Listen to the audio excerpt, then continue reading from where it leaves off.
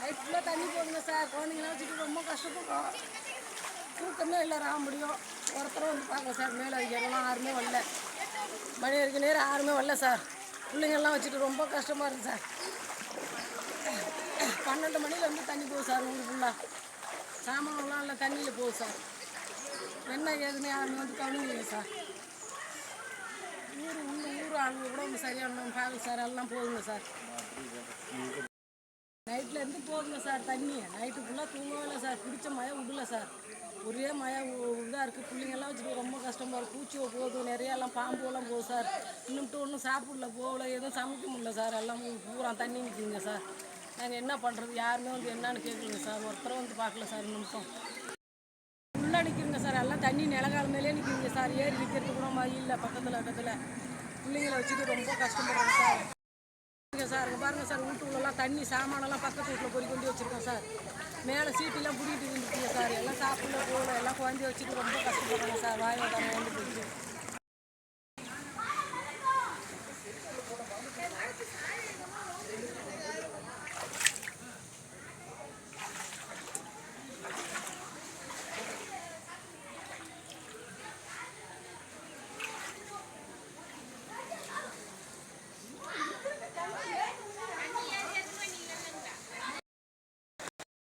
தெரியாம பாருங்க, சைக்கிள் ஓட்டிருக்கான் பாருங்க ஒரு பையன்.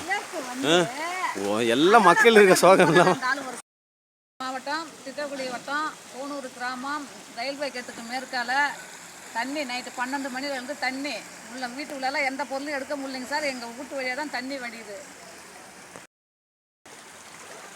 வீடு ஃபுல்லாக தண்ணி பாருங்க நீங்களே.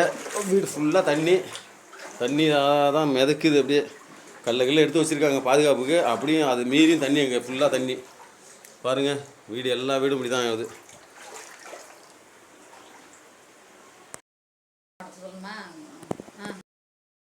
தண்ணி வீட்டில் 4 பாம்பு எதுவுமே எங்களால் ஒன்றும் பண்ண முடியல. கரண்ட் வேற நிற்காதால எங்களால் ஏதோ பாம்பு நிறைய இருக்குங்க. நாங்கள் என்ன சாப்பாட்டுக்கே வழி இல்லாமல் இருக்கோம். என்ன செய்ய முடியும்? தப்பிச்சோம். கரண்ட் இல்லைன்னா நாங்கள் தப்பிக்கவே முடியாது. பாம்பு வரது கூட தெரியாமல் இருக்கும் கரண்ட் இல்லைன்னா. அதாவது கரண்ட் இருக்கிறதால நாங்கள் கொஞ்சம் தப்பிச்சோம். நாங்கள் தண்ணியிலே தான் நிற்கிறோம். சோறு தண்ணிக்காவது வழி இருக்கும்.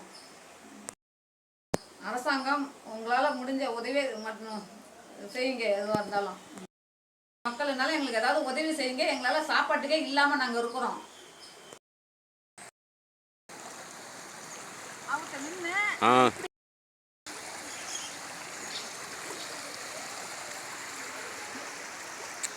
கோனூர் கிராமம் வெள்ள பாதிப்பு பாருங்கள். இந்த மக்கள் பாருங்கள், எல்லோரும் ரோட்டில் வந்து நிற்கிறாங்க.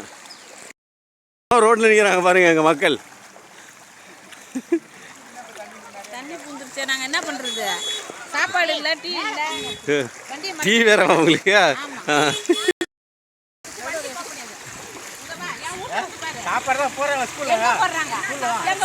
வழிமறித்து கிராம நிர்வாக உதவியாளர் வந்து வழிமறித்து மக்கள் கேள்வி கேட்குறாங்க.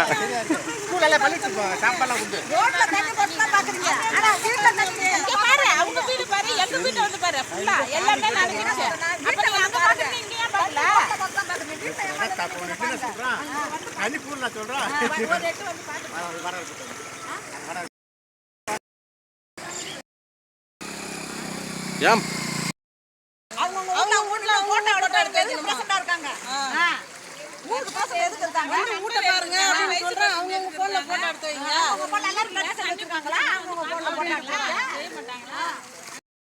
சொல்லுங்க.